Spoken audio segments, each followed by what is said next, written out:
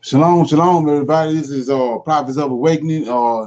This is our Monday night meeting. We'll be having every Monday night. It's 17th of August, 2020. We're going to do our little moment of silence to recognize the Lord of hosts and all that He's doing in these last days in order to deliver His people Israel from the lands of their oppressors. And we're going to go into a prayer. Okay.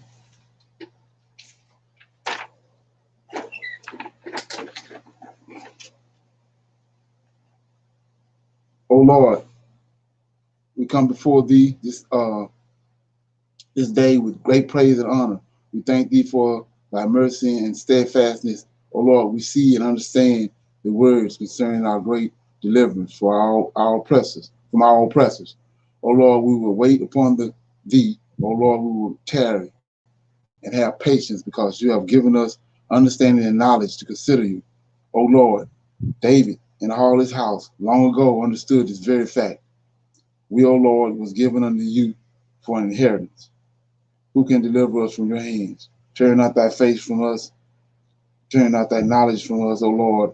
Consider us, O Lord. Embrace us, for we respect and honor You with all Your mind, with all our mind, body, and soul that You have given unto us. Peace be unto You. Okay.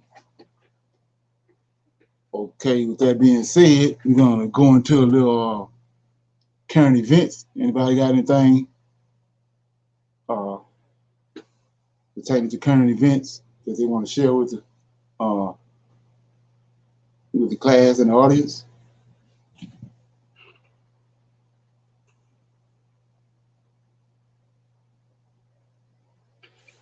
Okay.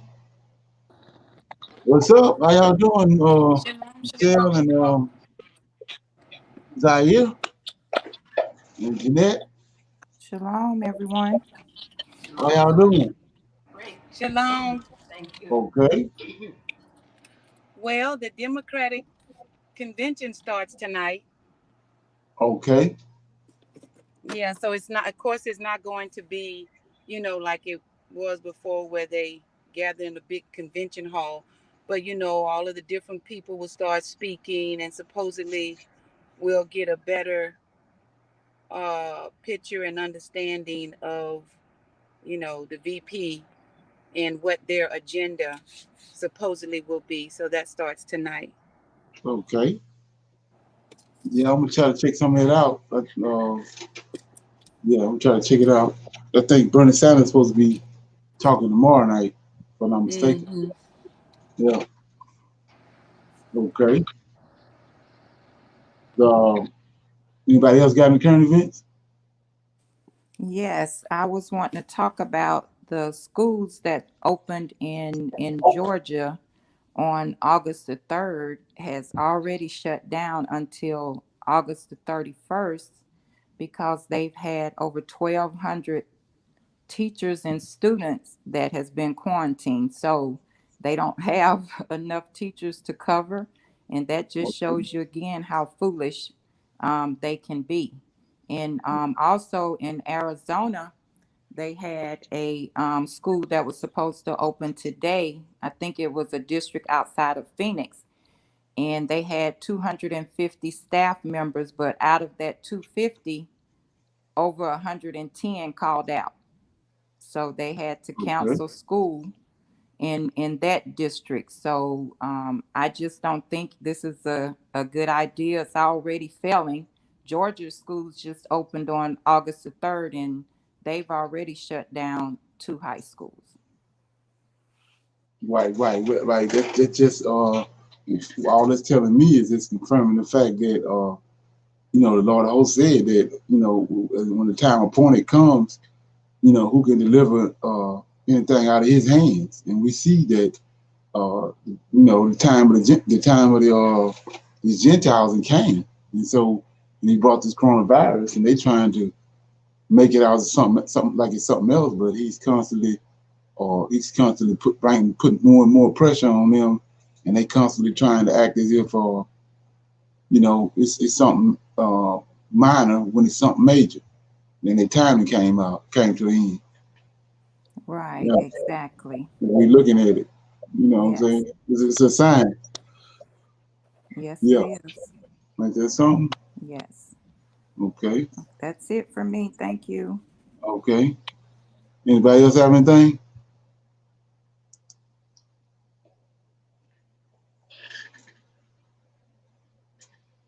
Anybody else have anything? Okay, well, I was watching. Yeah, I got some. I was waiting for Zaire to comment. Um, I don't know if something's going on with her mic or what. Let me try to put her in one more time just to see. Okay, she got it muted. A mic muted. All right. Well, I have no comments. Thank you. Okay. Okay, all right. So yeah, I was reading an article today about what they're saying about the corona, and the verbiage that they were using was very interesting. So they said that the coronavirus, based on what the scientists and stuff are seeing, um, is that there's a herd factor, HERD, a herd factor. And what they're Okay. saying is if you contracted it once, the likelihood of you getting it again is not that high. And they're saying that so once you get the virus, your immune system builds up, a tolerance to it. And so if the majority of the population has, have it in their system, the likelihood of it coming back again, or the second round, like they've been talking about, is not going to be as bad as the first one. And so, and they're saying with vaccines and stuff like that, the second round shouldn't be as bad, and it's going to taper off. And so, two things stuck out to me, from that article is the funny thing is it's they're preparing people in their mind for this thing just to go away like everything else, like Ebola and SARS and everything else that just disappears. Right. And then the other part is, it's interesting that they're choosing to use the word herd. Okay. Like people, we're just, Sheep. sheep, cattle. Right. Yeah. Like this song. So I just found Yeah. that interesting. Yeah. Yeah. That's the first thing that reminded me of. I don't know if nobody on here saw the movie World War Z. Did you see that? Yeah.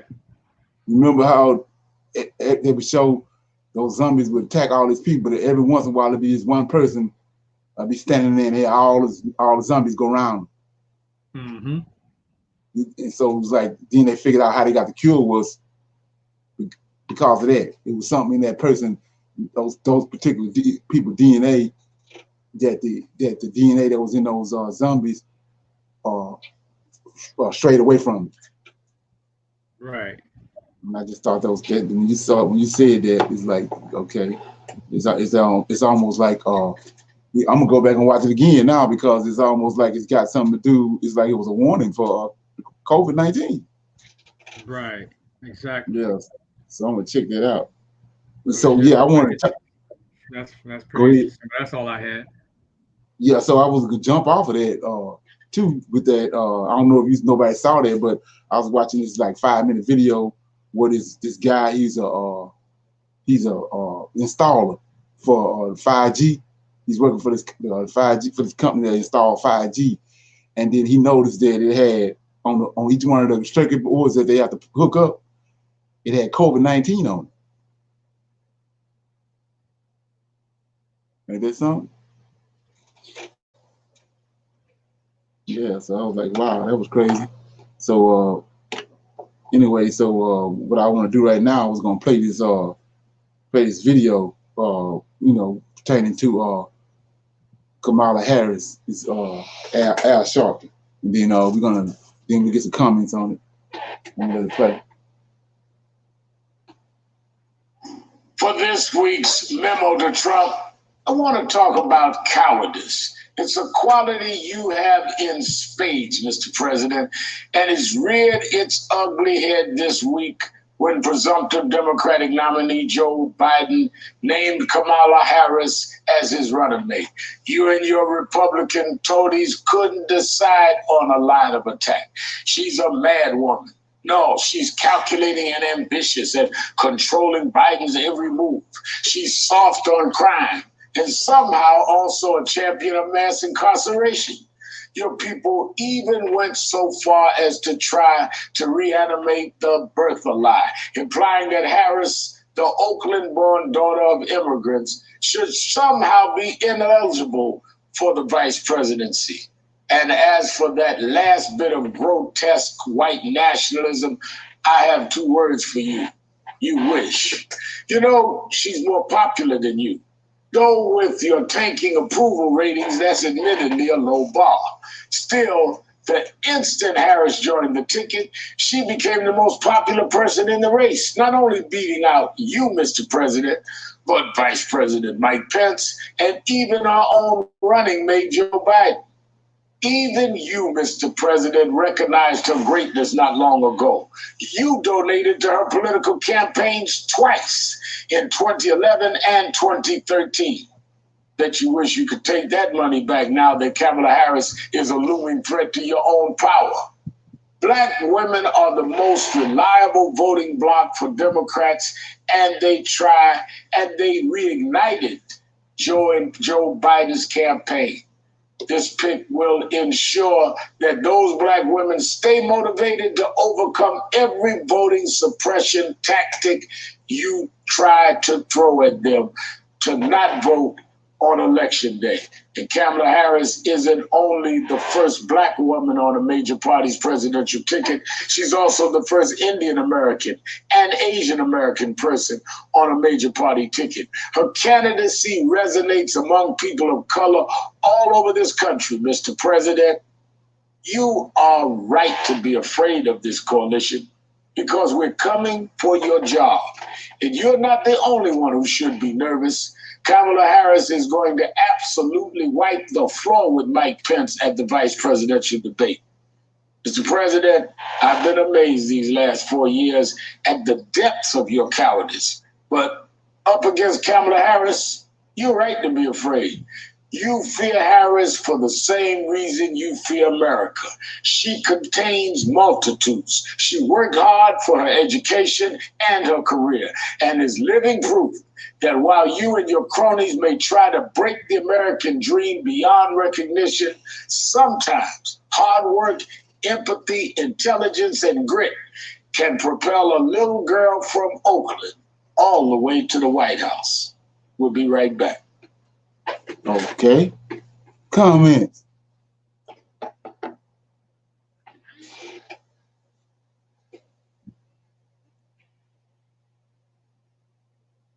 Okay. So I guess it's not about Joe Biden anymore. Right. Like, yeah, it's the Obama effect again. They're using the same old trick again, like they did with Obama. They're using it with her. They got all these cronies coming out, blowing her up. He said she was Asian, Black, and what do you call it? Indian. An Indian. Gee. Yeah. Is there something? Yeah, man. Okay. Any more comments? Yeah, because that's crazy, man. Like I said, you can see where they going with it. But I was the trick behind it. I was looking at how it only been like about three or 4 days since he announced her, and they saying that Trump closing the gap in the polls. Yeah, that is interesting, huh? Right. Yeah, I saw that this morning. All of a sudden now he closing the gap in the polls. Mm-hmm. Yeah, that's the total opposite of what Al Sharpton just said. Right, and the total opposite of if you have any type of common intelligence in your brain, you know that that's a lie. It can't right. be. It's impossible. Right. Right. They already set it up to tweet the numbers. Right. And then I was listening to Bernie Sanders too. He was talking about how they rounding all the people up to get the press charges on him, man, for obstructing of justice, obstruction of justice for interfering with the United States Post Office. Yeah. Oh, right. That's crazy, man. Yeah. So now all of a sudden they waking up and coming back to, yeah, it's crazy, man. And that's a given. It's crazy that they let you know how disrespectful he is of the government in the process, because anybody looking can see, you obstructing justice. You messing with the postal service, and COVID-19, the virus out there, and a lot of people going to go mail in ballots. Right. You all over there messing with it. That's crazy, man. Let me let Zaire back in. Hold on. Okay. Yeah, I'm just saying he's not y'all's, Kamala is not y'all's elect, but want to be used just like Obama. Right. Yeah. Exactly. Yeah, same playbook. Mm-hmm. Yeah, it should be interesting. Yeah, that's what I'm saying. They got a twist on it. You can believe that. There's something big coming up, and like I said, I'm looking. My focus is on the fact that they're gonna have to do something. They're gonna sabotage this. That's the only thing I can see. Like they did with Al Gore. It's gonna be some stuff, something like that. That it's not gonna be a clear winner at the end of the day. Right. Okay. Yeah, they're gonna sabotage it, man. There's gonna be some drama behind this, and I think it's gonna bring a lot of people in the streets. And the reason I'm saying that, because you see what's going on is like 2 other countries I know right now. Those people knew that the guy that won wasn't, because they what they did was, I think it was, I can't think of this nation, but last week they had a presidential election. And this guy, everybody hated him, just like they hate Trump. So what the voters did was they tricked the election committee and all the people that was over the election, and all of them turned when they put their ballots in the box, all of them turned their ballots a certain type of way, and folded them a certain type of way, and the ballot boxes was plexiglass. You could see through the ballot boxes, right? Uh-huh. And so all of them saw. They saw all these ballots in there. All of them was twisted the same way. And it was overwhelming that the other guy had lost, but he won. And they canned the country up, man. So that, to me, that ain't nothing but a precursor of what they getting ready to do here. Because everybody know, they looking at, nobody don't want that guy in the office. He got that little group of people that's running behind and following him. But what I was talking about the other day about all the celebrities. How you gonna have all these celebrities which got these millions? Each one of them got millions of following. They're gonna do whatever the celebrity do. How you gonna win when all the celebrities hate you? Right. Nobody don't want you in office. They want you out. Everybody campaigning against you. And so if you win, it's gonna be total chaos, man. They're gonna tear this place up. Right. Yeah. The country, it was a country that you was talking about. One of them, it was Lebanon, and they had a huge explosion, which they were saying, the people was pretty much upset, and they were in the streets about what was going on, and then it was like this huge big explosion that damaged one of the ports or something, and that became the headline. And they stopped talking about how everybody was pissed off about what's going on. Right, exactly. Yeah, but then they trying to cover it over, and it's another nation too, Borealis or something like this. It's LUS. Those people, it's over in around, I think Ukraine or somewhere. They had this guy. Everybody hated him. And they told him they was gonna vote him out. All the people, the numbers were so overwhelming, but he still won. They tricked the ballots. And then Right. people went, they went in an uproar, man. I think they had to arrest like something like 15, 20,000 people. They were showing how they was letting all of them out Sunday morning. I was looking at it because they was, you know, they was the jails was overwhelmed, you know, people out in the streets was overwhelmed, and so they decided to just let them out, let the protesters out the jail. Yeah. So what I'm gonna do now is I'm gonna read Joshua chapter 2. Okay, out of my book. We got a comment in the chat. What is it?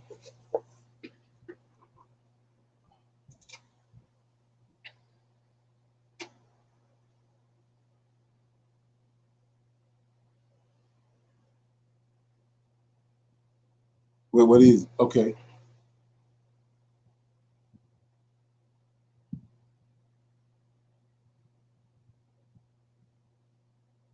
Well, that's not necessarily because of what they're gonna do with that situation is they're gonna do like they did with Al Gore and George W. Bush.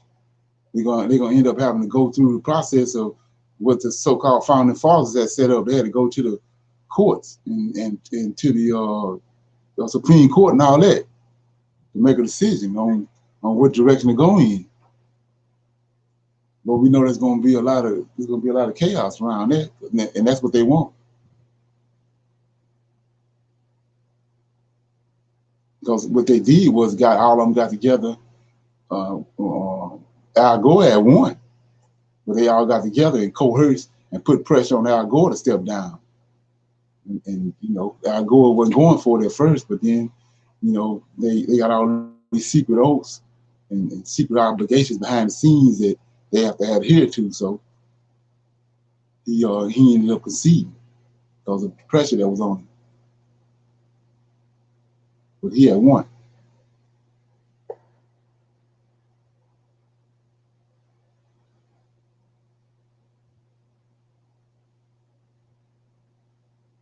Okay. You got any more questions in the chat? No, that was it. Okay. Yeah. You seen the name on that one, right? You see who that was? Who was it? That's Brother Donia. Yeah, I saw that. I saw the Okay. yeah, I saw the I was looking at the symbol on there. I saw it said Yahuda Project. Yeah. Shalom, Brother Joey. Yeah. Okay. I'm gonna read out of Joshua chapter 2.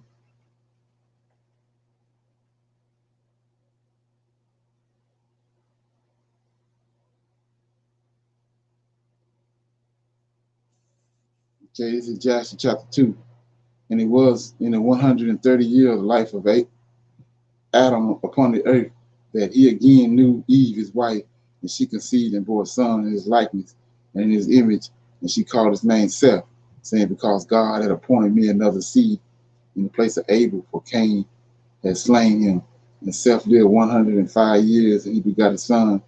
And Seth called the name of his son Enos, saying, because in the time the sons of men began to multiply and to afflict their souls and hearts by transgressing and rebelling against God. And it was in those days, Enos, that the sons of men continued to rebel and transgress against God, to increase anger of the Lord against the sons of men. And the sons of men went and they served other gods, and they forgot the Lord who had created them in the earth. And notice that it says, sons of men went and they served other gods, and they forgot the Lord who had created them. So when you understand how we broke that down, in Genesis chapter 1, verse 26, it was a man and a woman created on the sixth day. Then he rested, and he formed Adam, the man Adam, on the eighth day. So it says right here, forgot sons of men went and they served other gods, and they forgot the Lord who had created them in the earth. And in those days, the sons of men made images of brass, wood, and stone, and they bowed down and served them. And every man made his God and bowed down to them. And the sons of men forsook the Lord all the days of Enos and his children. And the anger of the Lord was kindled on account of their works and abominations which they did in the earth. And the Lord caused the waters of the river Gihon to overwhelm them and destroyed and consumed them and destroyed the third part of the earth. And notwithstanding, the sons of men did not turn from their evil ways, and their hands were yet extended to do evil in the sight of the Lord. And in those days there were neither sowing nor reaping in the earth, and there was no food for the sons of men, and the famine was very great in those days. And the seed which they sowed in those days in the ground became thorns, thistles, and briars. For from the days of Adam was there a declaration concerning the earth of the curse of God, which he cursed the earth on account of sin which Adam sinned before the Lord. And it was when the men continued to rebel and transgress against God and to corrupt their ways that the earth also became corrupt. So that's what we was talking about. I was talking about yesterday, just for you to get an understanding of that. When you understand that the earth is the woman, you know, everybody looking for the woman, but the earth is the woman. And so rather than cursing Adam, his son, he cursed the earth. And so ever since then, it's the earth that's getting, that's reeling from the sin that's upon it.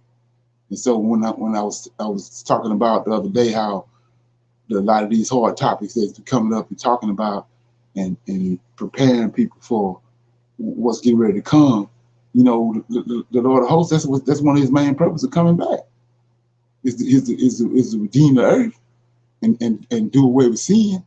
That's why he brought the flood. There was so much sin upon the earth. When he brought the flood, the people that was bringing about the sin, he consumed them, and that's what his purpose of coming back now. So you know, some the stuff you got going on that's unrighteous, you know, you got to do something with it, or you're gonna come up missing. Like I said, so that's one of the main reasons he's coming back, to redeem the earth and redeem his people, refresh it. So it says, and it was when men began to rebel and transgress against God and to corrupt their ways that the earth also became corrupt. And Enos lived 90 years and begot Canaan. Canaan grew up and he was 40 years old, and he became wise and had knowledge and skill and all wisdom, and he reigned over all the sons of men, and he led the sons of men to wisdom and knowledge. But Canaan was very wise, and he had understanding and all wisdom, and with his wisdom he ruled over spirits and demons. So while we right here, I was going to shine a light on something, on the fact that like we talked about the sons of men. Like I was saying before, those are not Adam's descendants, not included in that. Those are, I told you, it's a group of people that ascended from the union with Cain, and I mean with the union with the serpent and Eve. Then you have a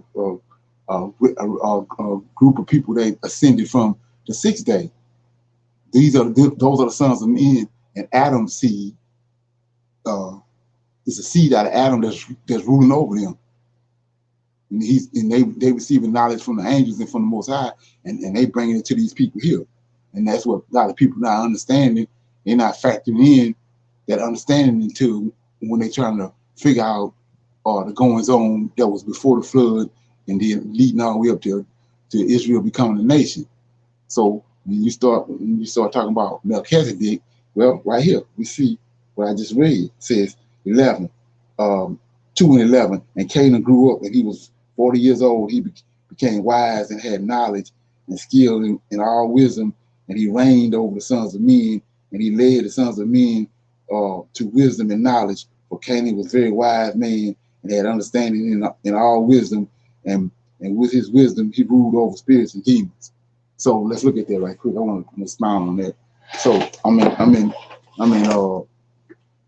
in Genesis chapter 5. So in Genesis chapter 5, you notice that I was showing you the other day. It says, I told you he made a man on the sixth day with a woman with him. And chapter 5 says, this is the book of the generation of Adams in the day that God created. See, he created a man on the sixth day with a woman. In the likeness God created, him, male and female. That was on the sixth day. Created he them, blessed them, called their name Adam. So it's not the man Adam, it's just a race of people called Adam, in the day when they were created. Then 3 tells you, and Adam lived 100, Adam, the man Adam. You got a man called Israel, and you got a nation called Israel. Same right here. It says 3. And Adam lived 130 years and begot sons in his likeness after his image and called them, it said Adam lived 130 years and begot a son in his likeness, in his own likeness, after his image, and called his name Seth.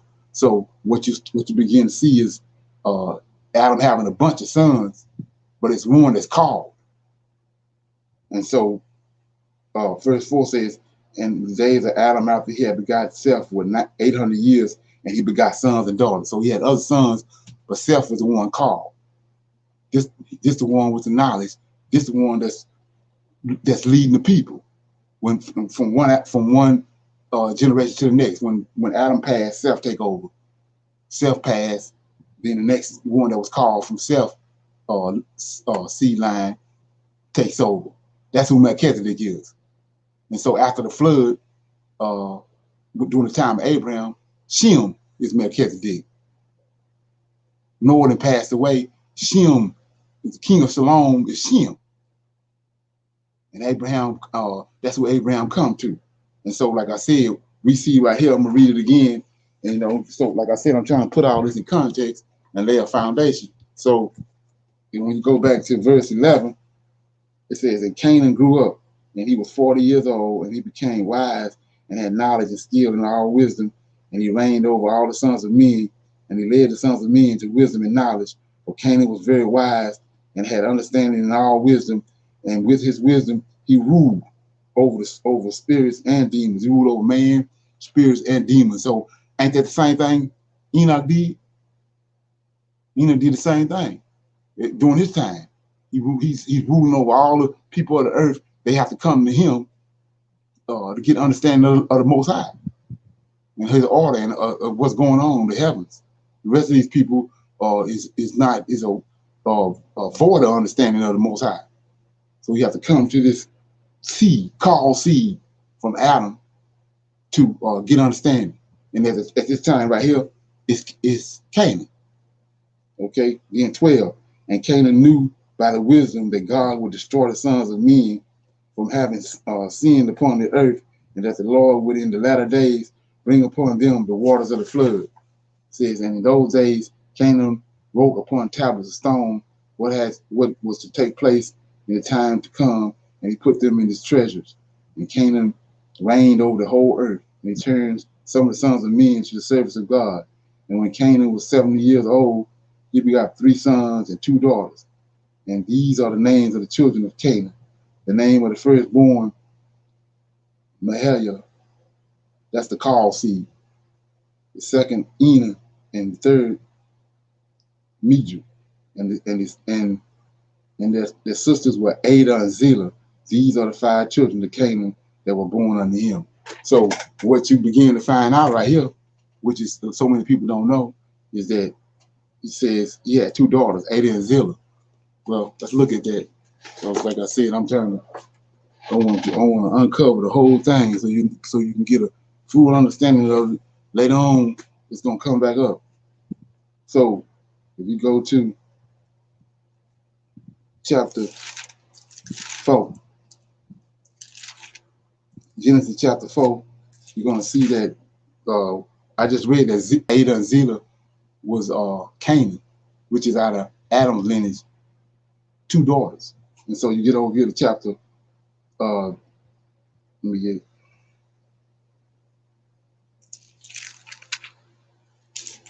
get over here to chapter 4 of Genesis, and I'm gonna start at verse 16. It's Cain's descendants. So it says, and Cain went out from the presence of the Lord, dwelt in the land of Nod on the east of Eden. Cain knew his wife, she conceived and bore Enoch. And we talked about this. It's two Enochs. Cain's firstborn was Enoch, and Adam's seventh. So seventh from Adam was Enoch. And he built a city and called the name of the city after the name of his son Enoch. And unto Enoch was born Irad. Irad begot Methuselah. Methuselah begot Methuselah. So we see it's a Methuselah over here in Cain's descendant, and it's a Methuselah over in Adam's lineage. And Methuselah begot Lamech. It's a Lamech.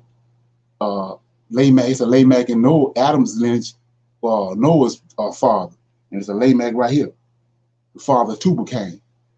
So 19, Lamech took unto him 2 wives, right? And the name of the one was Ada, and the name of the other is Theta. Well, that's Canaan 2 daughters from Adam's lineage. So what Lamech did, he didn't intermarried into Adam's descendants, right here. So when you look at the result of that, though, like I was saying, they mingle seeds. These boys mingle seeds. So 20, Ada bore Jubal. Now look at this. He was the father of such as dwell in tents and such as have cattle. 21, and his brother name was Jubal. He was the father of all that handle the harp and the organ. So where you get these skills from? He didn't intermingle with Adam's descendants. Ain't that's what David doing? Ain't that's what the Levites and all them doing? They have these same characteristics, same skills. So they got these skills from intermingling with Adam's descendants. Because Cain was cursed. The melanin was taken out of Cain. And then 22, Zillah. She also bore Tubal-Cain, an instructor of artificial in brass and iron, and the sister of Tubal-Cain was Naaman. So we see right here, this is something that need to be brought out. That Lamech, Cain's descendants, at the time of his life upon the earth, he ended up intermingling with Adam's descendants by marrying Canaan 2 daughters. Okay, and so we're gonna go back to Jasher, chapter 2, verse 15. And when Canaan was 70 years old, he begot 3 sons and 2 daughters, and these are the names of the children of Canaan. The name of the firstborn was Mahalah, the second Enan, third Midri, and their sisters were Ada and Zillah. These are the children of Canaan that were born to him. And Lamech, the son of Methuselah, became related to Canaan. See this? Became related to Canaan by marriage. And he took his 2 daughters for his wives, and Ada conceived and bore a son to Lamech, and she called his name Jubal. And she again conceived and bore a son and called his name Jubal. And Zillah, her sister, was barren in those days and had no offspring. For in those days the sons of men began to transgress against God and to transgress the commandments in which he had commanded Adam to be fruitful and to multiply in the earth. So what I want to shine a light on is the fact that, like we was talking about, when the Most High holds the woman womb, when he closes her womb up, it's something going on with that, because when they do open it up, then there's something going on with that kid or that son that he bring forth. We know that happened with Joseph. Rachel's womb was closed up, and Isaac's womb was closed, and then when Samuel was born, we saw that Hannah, her husband, and he had 2 wives, and one of his other wife was having kids all over the place, but Hannah couldn't have it. He had her womb closed. Then at the end, he opened up Hannah's womb, and we got Samuel.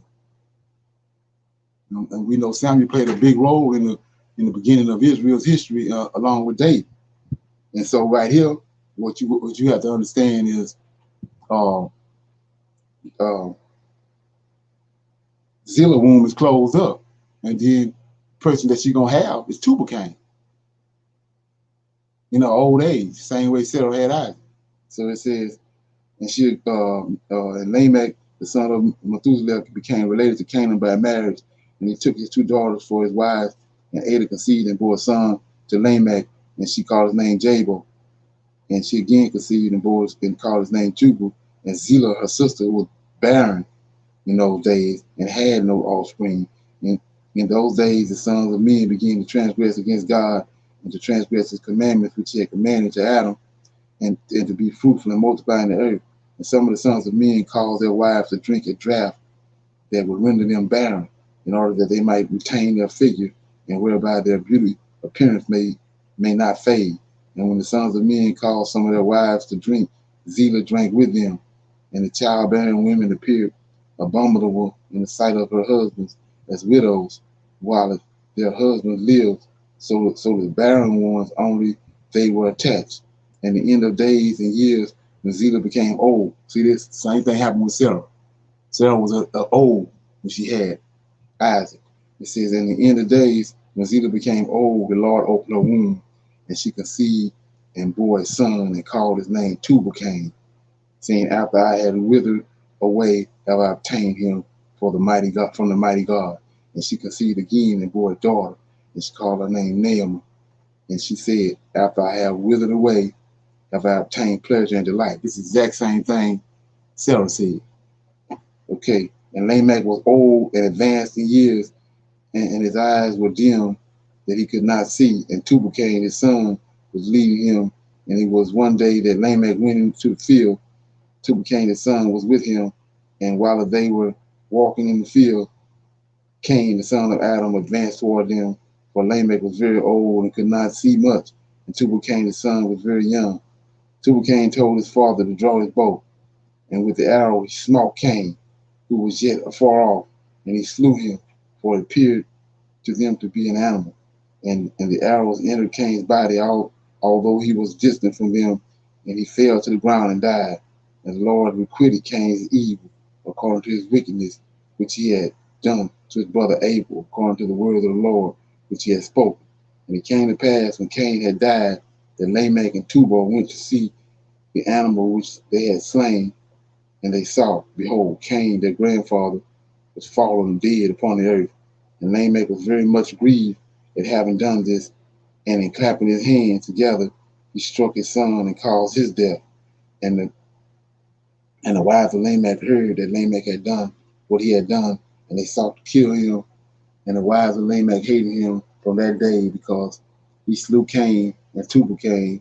And the wives of Lamech separated from him and would not hearken him in those days. Lamech came to his wives, and he pressed them to listen to him about this matter. And he said to his wives, Adah and Zillah, hear my voice, O wives of Lamech, attend to my words, for now you have imagined that and said that I slew a man with my wounds, and a child with my stripes, for their having done no violence. But surely know that I am old and gray-headed, and that my eyes are heavy through age, and I did this thing unknowingly. And the wives of Lamech listened to him in this matter, and they returned to him with the advice of their father Adam. See that? Adam's still alive. But they bore no children to him from that time, knowing that God's anger was increasing in those days against the sons of men, to destroy them with the waters of the flood for their evil doings. And Mahalalel, the son of Canaan, lived 65 years, and he begot Jared. And Jared lived 62 years, and he begot Enoch. Okay, so that was what I just read, was Jasher chapter 2. Any comments or questions about what I just read?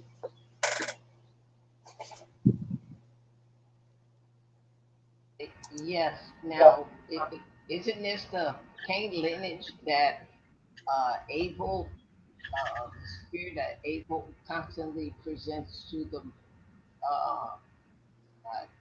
Lord of hosts, because Cain slew Abel? You He understand? said again. He said Okay.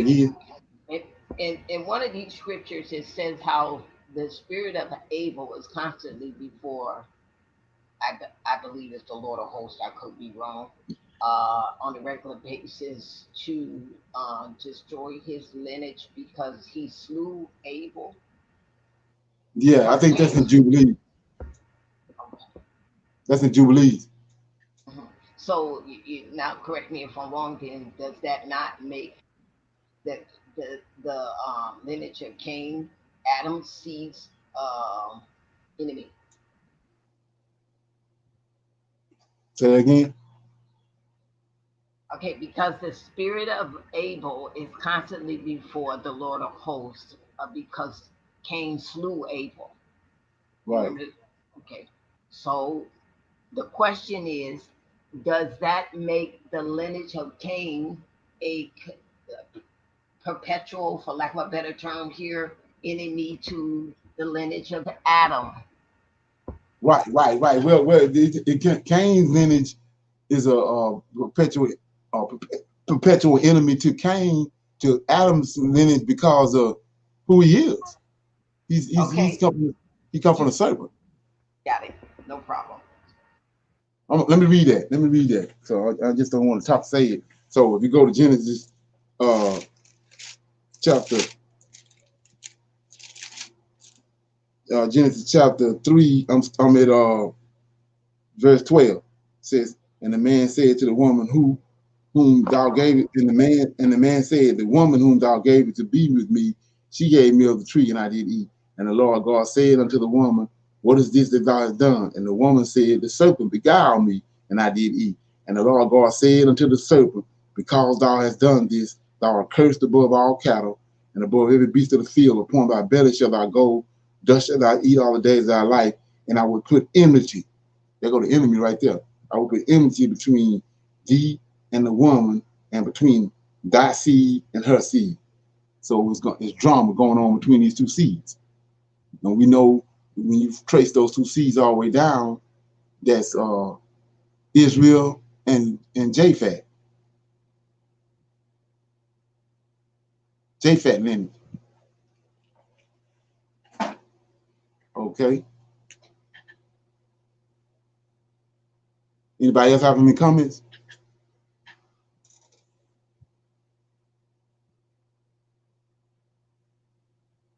Your mic muted.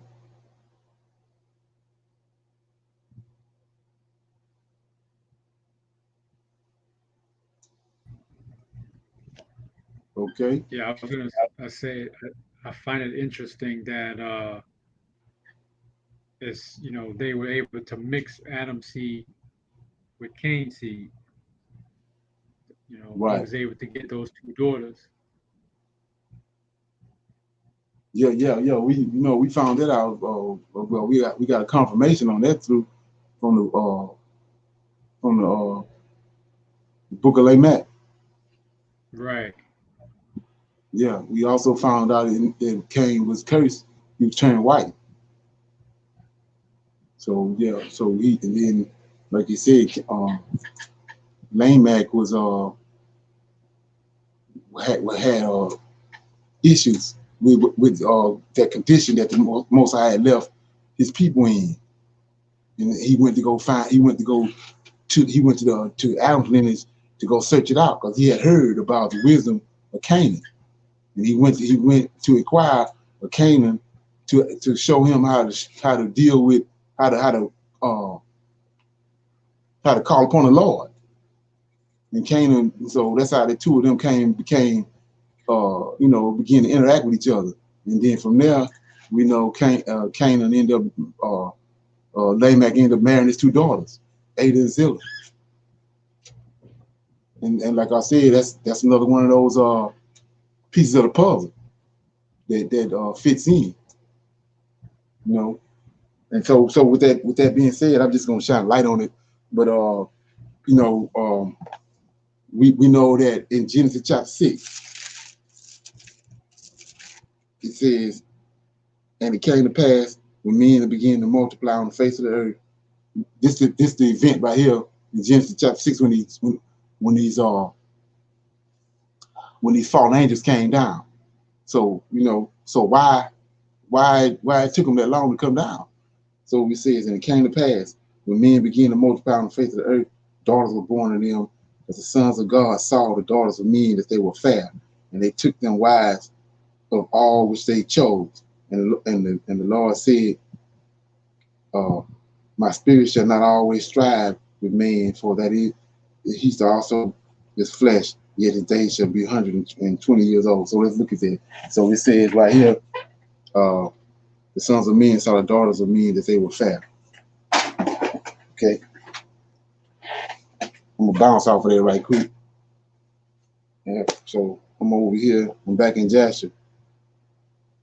I'm gonna show you something.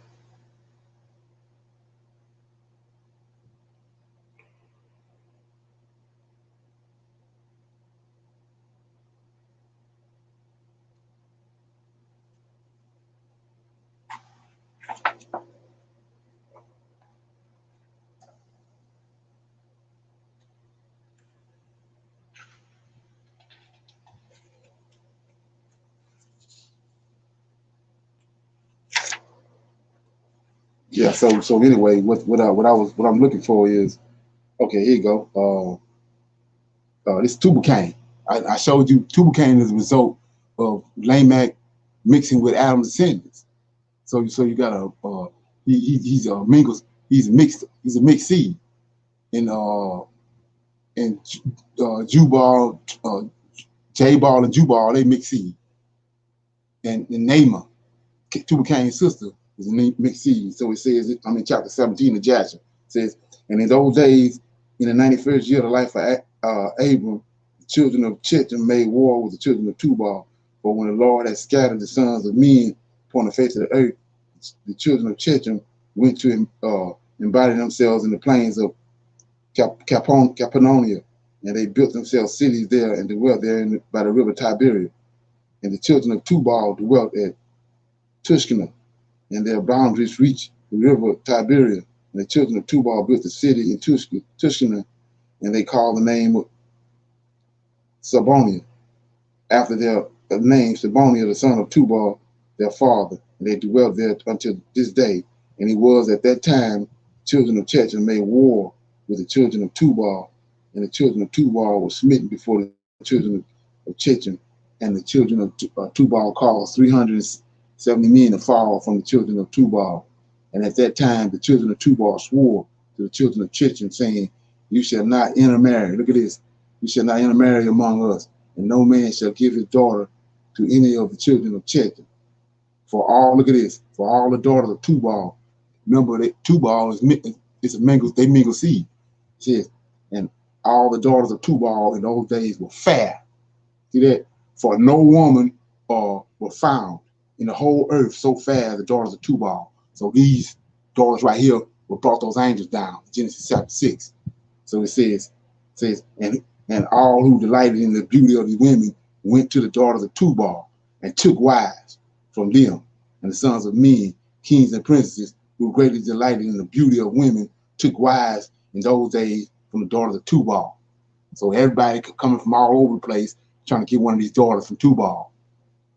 And so when you understand that, it's also tied to the incident with Troy and with the Trojan horse and the woman that they were fighting over.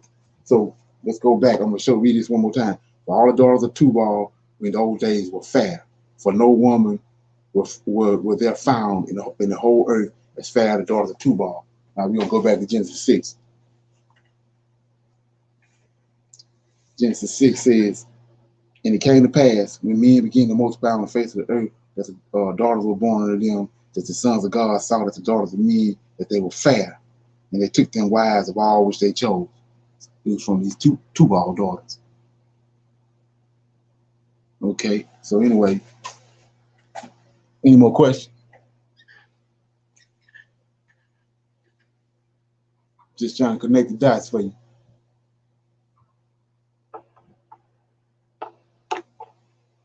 Any more questions on that?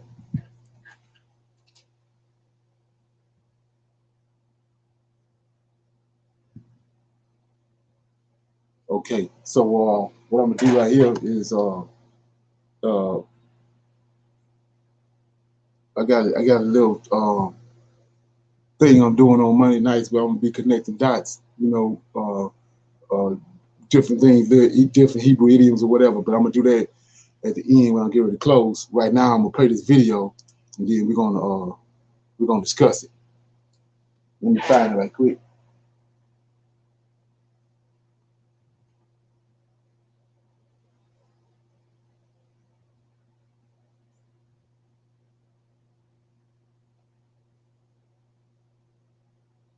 what it's about is like I said, we understand what these people doing as far as what they want to their objective is based on series of implementations that they made, like the decade of people of African descent.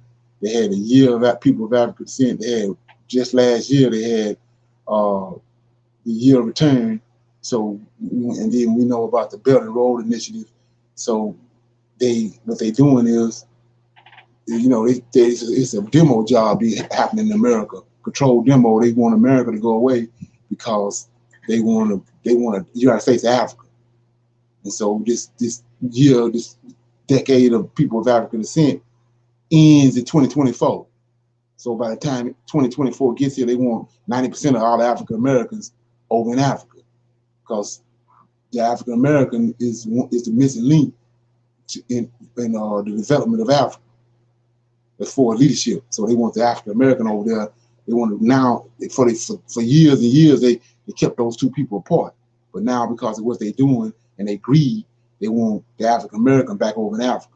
So now all this stuff you see going on is them behind the scenes collaborating with it to bring that about. So I'm gonna play this video and then we're gonna talk about it.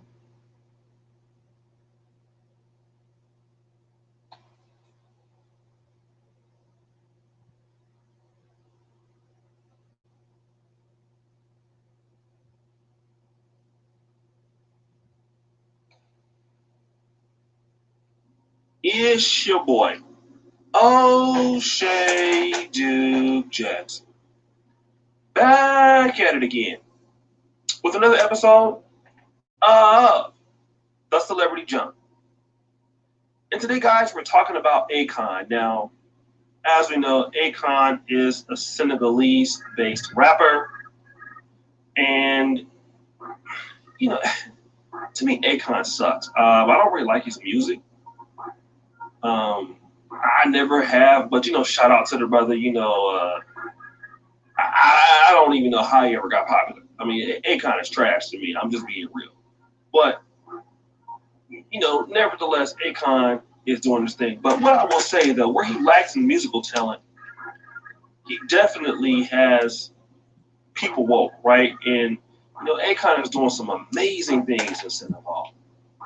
And actually in the process of building his own $6 billion Akon city. I mean, he's doing things with, solar plants out there, giving people solar. And, he's just doing some really, really great things, right? But recently he was with DJ Vlad. Now, DJ Vlad is very influential in the kind of the interview space, the hip hop space. He's like a culture vulture to most blacks, right? And DJ Vlad gets all these interviews with the Nick Cannons of the world, the Trey D's of the world. Everybody comes to DJ Vlad, and people don't really like that because DJ Vlad is is a European white person with Jewish ancestry. And he asks very offensive questions to certain people, and all the blacks still go there, right? And again, here's another example of how a non-black person can infiltrate the black space and talk about black issues. Even DJ Vlad was trying to insinuate what blacks should get for reparations, right? He's a white guy doing this. He's married to a black lady, but this is what happens when we don't take care of our own business, family. We allow people like DJ Vlad to make millions off of our culture. And my man Akon was there. Now, I like what Akon is doing, but as we are in the diaspora, and I believe that Akon is Pan-African, right? Akon made some serious mistakes. And Akon has really been trying to bring African Americans back to Africa. I believe his heart is in the right place. But family, one thing I want to talk to you about is you never talk about our issues to white people or non-black people. You never do that. All right?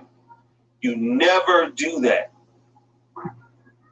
And what Akon did, he made a terrible mistake. He went to the white man talking about his opinions about African Americans. And I will say the same thing about African Americans. You never go to somebody else talking about your African family, talking about the, Black British people, talking about, Ugandans, opinions, something you just don't do. All right. And Akon made a very controversial remark when he says that, Africa has moved on from the ugly past, right? Unlike Americans. And he says this, quote unquote, in Senegal, we've kind of overcome the thought of slavery. We don't even think about it. The only time we think about it, honestly, is when we're doing tours at Goree Island. Outside of that, people have lived and moved way beyond the slavery concept. Okay. Now he then talked about, this. I think it's just the art of letting the past go and moving towards the future. I think in the U.S. they have this stigma of just not letting go of the past and blaming the past or every mishap, disappointment. I think as long as you hold on to that past, there's a lot of weight you carry with everywhere you go. It's hard to move forward and move fast when you got a weight on your back. You just gotta let it go. And then he does say that, African Americans understand their worth and realize America will never give reparations. They're not sorry. They brainwashed us and stuff like that. And you know what? I honestly believe that he is trying to come at this from the right place. But African Americans there are a lot of African Americans upset with Akon because here we have how some people are going to take it. Akon is another African telling African Americans to get over slavery when, your people sold us into slavery. Okay. And see, this is how the beast continued between Africans, African Americans, because, African Americans don't be like, who are you? Talk about us. You want us to come back to Africa, but you were in America. We opened the doors for you. You tell us to get over it when you sold us. And, this is how these arguments come about, and it can create more distinction between the two. Okay. So, any comments on what you heard?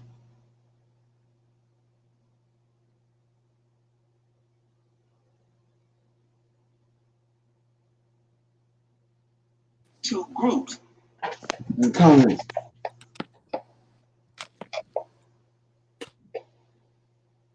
Mike muted. No comments. Okay. Anybody else have any comments? Yeah, the person that's talking has a huge point. Right. Because, when you look at it, it's a couple of things, and these are the things like he's saying that nobody thinks about. It's all about emotions. But you got a person that's African that, although you came over here and you maybe adapted to the culture and you made money, you became popular, you're choosing to ignore, everything that led up to where it's at today. Right. And then you're trying to compare here to another country when you can't do that. Right. Right. It's almost like what R. Cathy doing. Right. Going over there and trying to talk about them, but she don't know the struggle. Right. Exactly. Then it's a way to do it anyway. Even if she's right, it's a way to present that and a way to bring it about. And that's the other thing is, that seemed to be the common consensus for everybody is just forget about it. No other nationality has to forget about it, but we do. Right. Right. Right. The thing you have to look at about that too, like we already discovered, is the fact that Akon, just because he's from Africa, he bootleg too. Right. So what they're doing is they're using them to try to, like I said, they're using them to the guy that's in a certain direction, to try to control our decisions as a group of people, because they celebrities, and we looking up to them. But like I said, the Most High done pulled the spirit out on certain Israelites, and they ain't going for that. They ain't trying to hit that. They putting the celebrities over there where they at, even though they celebrities, and them being Israelites, they this over here with Yah. They not merging the two. The two separate thoughts. But people in churches and all that, they not doing that. They tying in these people and letting them make decisions for them. But the awakened Israelite with the proper understanding, they putting them in the place where they supposed to be at, and they making decisions based on what the Most High has shown them and what the Tanakh is telling them. Yep. Right. Yeah. So any more comments on that? I'm gonna play that was half. I'm gonna play the other half for you. And I just want to say that we need to, and I know what he's saying is, from the right place. And I actually can agree that reparations is a lost art. There's certain things that we have to let go, but you can never let slavery go, right? And I'm going to say this because the Jews were dead bad. They don't let it go. They remind their people all the time to don't let it go. No, you have to always remember, because then you're saying we're going to let go of the fact that our ancestors were in bondage. No, because the Jews don't do that, and they use it to their advantage. But what I would say is that we can't let slavery be an excuse, all right? And Akon has to understand that because of his position and him not being an African American, that's going to be offensive to a lot of people, although it's coming from the right place. It would be the same thing as me telling somebody from Senegal that's offensive to them that, hey, you guys should just let it go. Some people will be like, well, who are you to tell me that, right? And we got to understand that while we are the same people, we do have limitations as to what we can talk about with each other sometimes, okay? And certain lines we can't cross.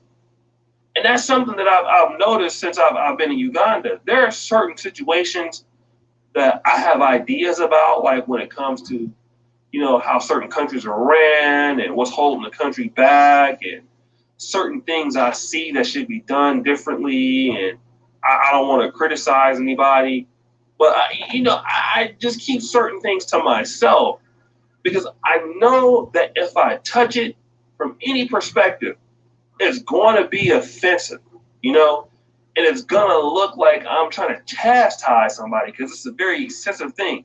So sometimes it's best not to say anything, especially going on to DJ Vlad and saying that. You just don't talk about your issues or your opinions with blacks with people who don't care about black folks. DJ Vlad doesn't care about black people. You take your issues and talk to black people about black issues. And we have to be very cautious with how we phrase things. We just do. When I'm dealing with the Kingana content and even my Dear African American playlist, a lot of people are offended because it's the Dear African American playlist. It's not that I'm saying anything about Africans. It's the fact that, oh my God, you are leaving us out of the conversation. And before I started doing that playlist, I wasn't getting anybody watching the channel, right? But now that we have people watching the channel, people are going to be like, well, you're leaving other people out, other diaspora. And now I have to be very careful that people don't get offended, even though I don't mean it that way, right? People will get offended even if you don't mean to. And I don't think that Akon was trying to be offensive. I just think that the brother made a mistake, and he means well. And we got to also understand that a lot of people in the African community, even though they may have criticisms, it doesn't mean that it's coming from a place of paternalism. Sometimes people have their criticisms of African Americans or vice versa, and they mean it for us to do well. What he's trying to say is, you're not going to get it in America. Come back to Africa, and you have a better shot. And I think that's what he's trying to say. But some people obviously are not going to see it that way. And like I said, I appreciate what the brother is doing on the continent. I know that what he's doing is not easy. Doing anything on the continent is usually very, very difficult. And I'm nowhere on the level of what he's trying to do. I'm just trying to do the very minimal things. So I just want to say that peace to the family, guys. What do you guys think about this? Guys in the comment section, try to be respectful of each other. We don't need. Okay. Any comments? Questions?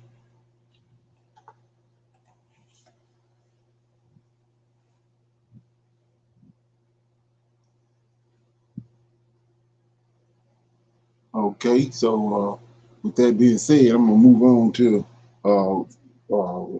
I keep talking. I wanted to clear this up because I had a couple questions about it.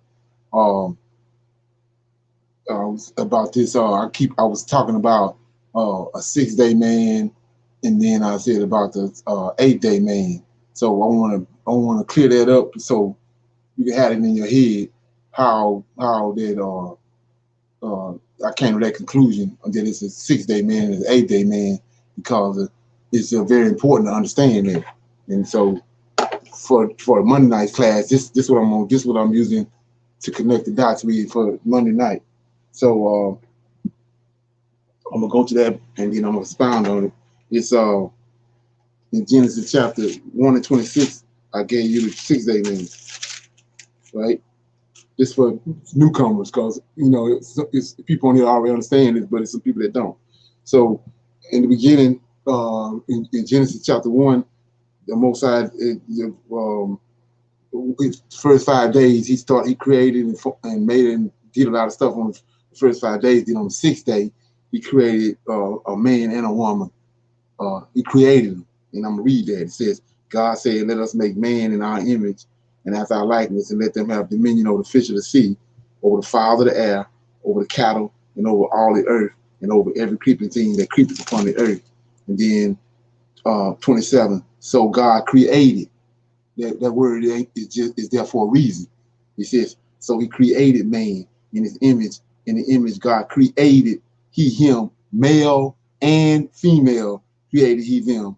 And God blessed them. And God said unto them, be fruitful and multiply and replenish the earth, subdue it, and have dominion over the fish of the sea, over the fowl of the air, and over every living thing that moves upon the earth. Right?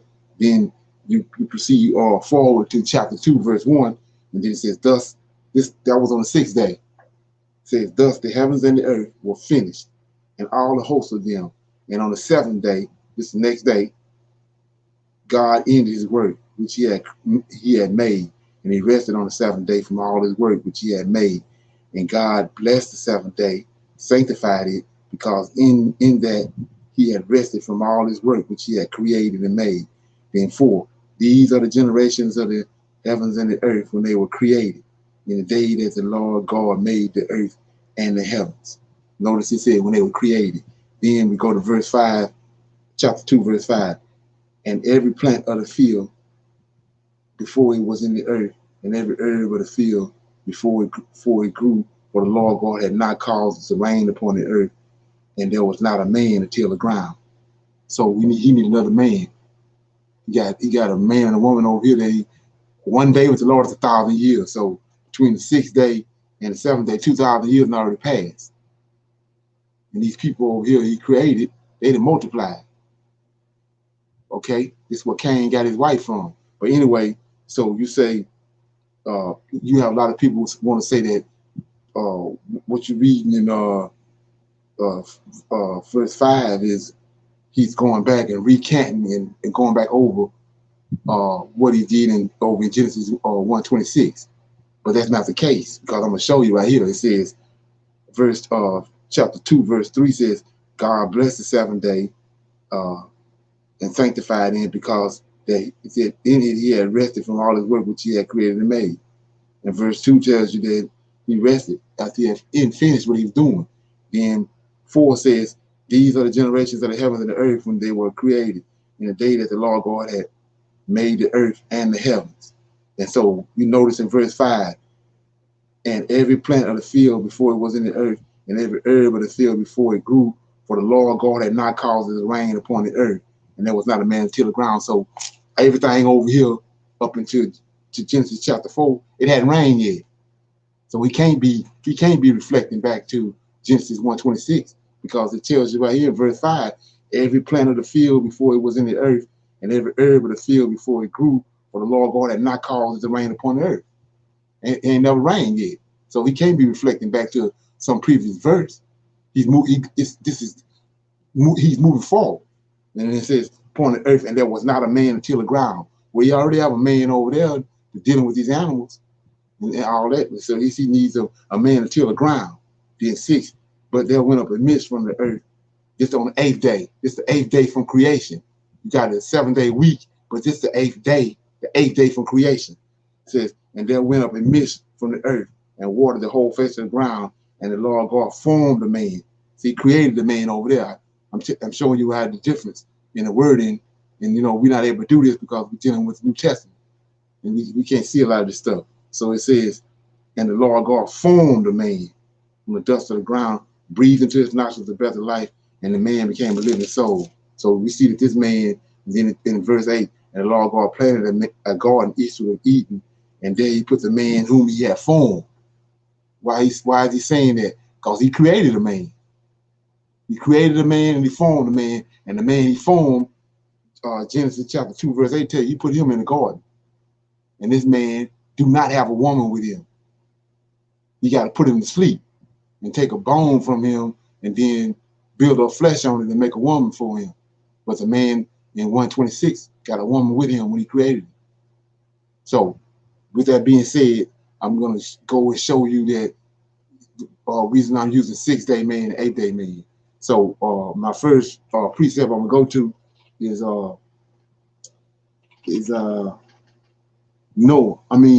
Genesis chapter 7. I'm gonna do 4 precepts, make 4 witnesses. So I'm in Genesis chapter 7 and verse 4. Well, I'm gonna start at verse 1. It says, and the Lord said unto Noah, come thou all thy house into the ark, for and I'm showing you that this is not the only time that he's dealing with 8 days. So in the 8-day concept that I'm bringing forth, it says, and the Lord said unto Noah, come thou and all thy house into the ark, for thee have I seen righteousness before me in this generation. Of every clean beast thou shalt take of thee by 7, the male and the female, and the beasts that are not clean by 2, the male and the female, of the fowls also of the air by 7, and the male and the female, to keep seed alive upon the face of all the earth. Now, so he gave him that commandment to do that. And so what Noah do from after that is, for yet 7 days, and I will cause it to rain upon the earth 40 days and 40 nights, and every living substance that I have made will I destroy from off the face of the earth. And Noah did according to all that the Lord had commanded him. And okay, so and Noah went in, him and his sons and his wives and his sons wives with him into the ark because of the waters of the flood. So what we're looking at, he says, why is he saying yes 7 days? Because we saw the Most High set the standard, and he set the agenda when he created the earth in 6 days and rested on the 7th. That's why we have a 7-day week, because these people they predicated that off of our knowledge. So we see that he created 6 days. He did all his work in Genesis, and on the 7th day he rested. Then on the next day, the 8th day, he formed this man. What we see right here in verse 4, yet 7 days, he commanded him to go get all the animals. So what did Noah do? He went and rounded up all the animals in 6 days, kept a Shabbat. On the 8th day, the rain came. So like I said, it's nothing I concocted. I'll give you another precept. Okay, I'm in Genesis chapter 17.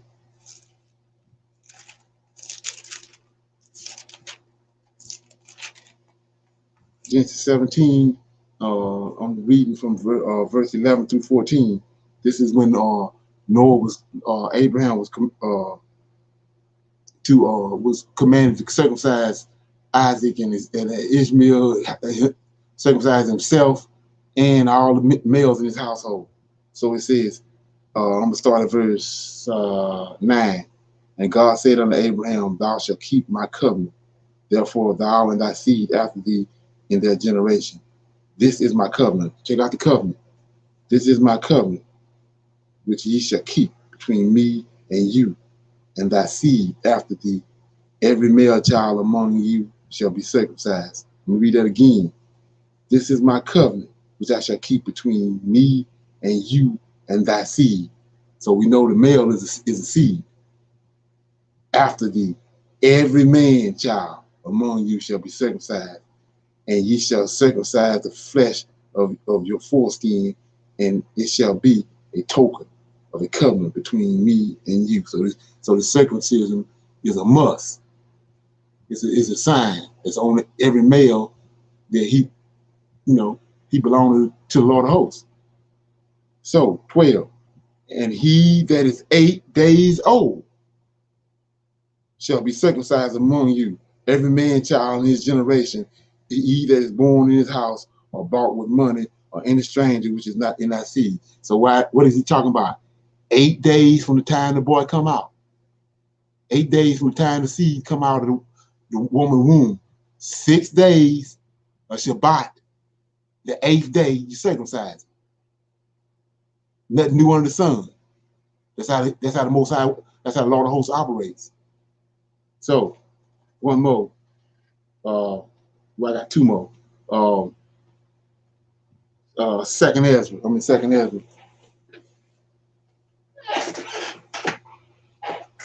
Second Ezra chapter 5. This is pertaining to, I'm quite sure everybody on the line should know who Zerubbabel is by now, much as I talk about it. So let me find it right quick. Second Ezra chapter 5. Okay. Second Ezra chapter 5. It says,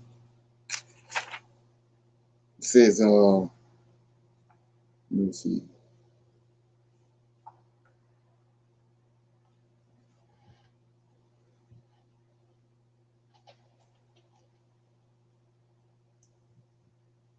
Okay, it says, now concerning the signs, lo, the days are coming when those who inhabit the earth shall be seized with great terror, and the way of truth shall be hidden, and the land shall be barren of faith. Unrighteousness shall be increased beyond what you yourself see, and beyond what you heard of formerly. And the land that you now see ruined shall be a traceless waste, and the people shall see it desolate. But if the Most High grants that you live, you shall see it thrown into confusion after the 3rd period. The sun shall suddenly begin to shine at night, the moon during the day. Blood shall drip from wood, and the stone shall utter its voice. The people shall be troubled, and the stars shall fall, and one shall reign whom those who inhabit the earth do not expect, and the birds shall fly away together, and the Dead Sea shall cast up fish, and one whom the many do not know shall make his voice heard by night, and all shall hear his voice. There shall be chaos also in many places. Fire shall often break out. Wild animals shall roam beyond their haunts, and the minstrous woman shall bring forth monsters. Salt waters shall be found in the sweet, and all friends shall conquer one another. Then shall reason hide itself, and the wisdom shall withdraw into the chamber, and it shall be sought by many, but shall not be found. And unrighteousness and unrestraint shall increase on the earth. One country shall ask its neighbor, has righteousness or anyone who does right pass through you? And it will answer, no. At that time people shall hope, but not obtain. They shall labor, but their ways shall not prosper. These are the signs that I am permitted to tell you. And if you pray again and weep as you do now, and fast for 7 days, you shall hear yet greater things than this. Then I awoke, and my body shuddered violently, and my soul was so troubled that I fainted. But the angel who had come and talked with me held me and strengthened me and set me on my feet. Now, on the second night, Fedekal, chief of the people, came to me and said, where have you been, and why is your face sad? Or do you not know that Israel has been entrusted to you in the land of exile? Rise, therefore, and eat some bread, and do not forsake us, like a shepherd who leaves the flock in the power of savage rule. So who we dealing with is Ezra, and Ezra is they in the captivity in Babylon. They're getting ready to be released. So 19. Then I said to him, go away from me and do not come near me for 7 days. Then you shall come to me. And I heard what I had said and left me and left me. So I fasted 7 days, mourning and weeping. And the angel Uriel commanded me. After 7 days, it's the 8th day. 7 days, 6 days, kept a Shabbat, and then after 7 days, the thoughts of my heart were very grievous on me again. Then my soul recovered the spirit of understanding, and I began once more to speak words in the presence of the Most High. I said, O sovereign Lord, from every forest of the earth, and from all the trees, you have chosen one vine, and from all the lands of the world, you have chosen for yourself one region, and from all the flowers of the world, you have chosen for yourself one lily, and from all the depths of the sea, you have filled for yourself one river, and from all the cities that have been built, you have consecrated Zion for yourself, and from all the birds that have been created, you have named for yourself one dove, and from all the flocks that have been made, you have provided for yourself one sheep, and from all the multitude of people, you have gotten for yourself one people, and to this people whom you have loved, you have given the law that is approved by all. So we see right here, like I said, that Ezra was permitted to 6 days and a Sabbath, and then this angel returned back to him on the 8th day after he kept the Shabbat. And so, like I said, we see from one precept to the next how these 8 days come into play. And I'm going to read one more, and then I'm going to open it up for Q&A, and we'll close. I'm in First Ezra. First Ezra chapter 4. This pertains to Zerubbabel. We know the story. He had a contest. It was him and 2 other guys. They was in the presence of Darius. They was trying to see who the wisest was. And Zerubbabel ended up winning the contest. And Darius asked him what was his reward, what he wanted. Darius, being out of the lineage of Josiah, David's lineage, he requested that the temple be rebuilt and that the Israelites be released back to go to build the temple. That only makes sense. It's only fitting and proper. So after that, he prayed to the Most High to thank him for bringing all that about. So I'm gonna pick it up in 58, chapter 1 Ezra 4 and 58. When the young man went out, he lifted up his face toward heaven, toward Jerusalem, and praised the King of heaven, saying, "From you cometh the victory, and from you comes wisdom, and yours is the glory. I am your servant. Blessed are you who have given me wisdom. I give you thanks, O Lord, of our ancestors." So here we go right here. So he took the letter, went to Babylon, told this to all his kindred, and they praised the God of their ancestors because he had given them release and permission to go up and to build Jerusalem and the temple that is called by his name. And they feasted, look at this, and they feasted with music and rejoicing for 7 days. 6 days, they kept a Shabbat. The 8th day, they left. Okay, so with that being said, then I'm gonna open that up for anybody got any questions or comments. Yeah, it's 2 comments in the chat, one from earlier and one recently. Okay. What is it?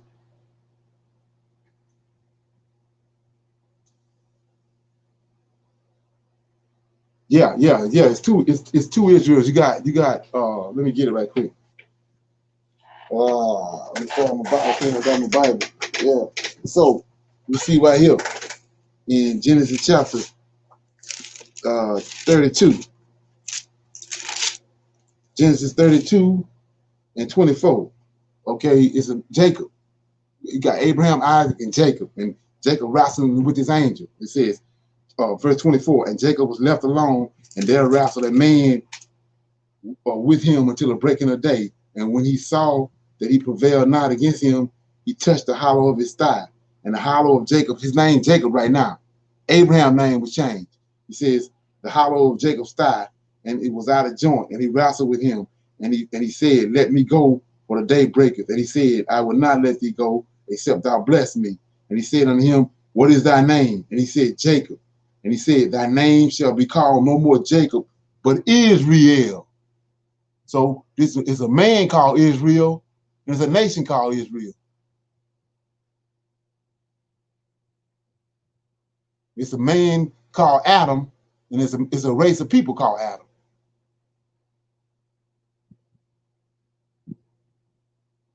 Okay.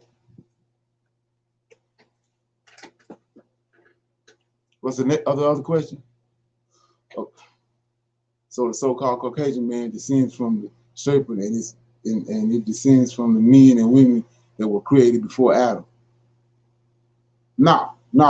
The serpent came in the garden and cohabitated with Eve. That's how you got Cain. Cain went to the sixth-day man and got his wife, but Cain came about from the serpent cohabitating with Eve.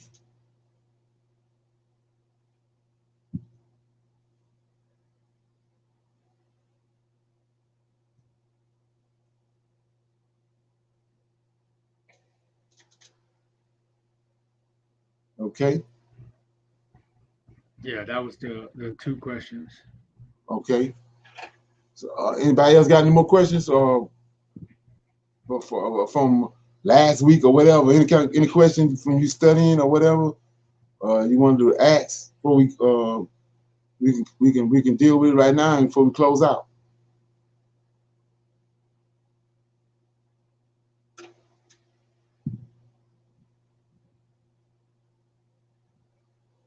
Okay. Yeah. So like I said before, what I'm trying to do is, I'm trying to connect these dots live one at a time on Monday nights. You can use that use this Monday night platform to build on this foundation, and to the people that's been here, and then the new people that come in, try to bring them up to breast, because we'll be saying things, soon, assuming that some people know where they don't know. So feel free to ask, and then we'll take the little 4 or 5 minutes out to explain it or dialogue on it. So nobody have any more questions? I'm gonna say shalom, shalom, and another shalom. I'll see you on Wednesday night.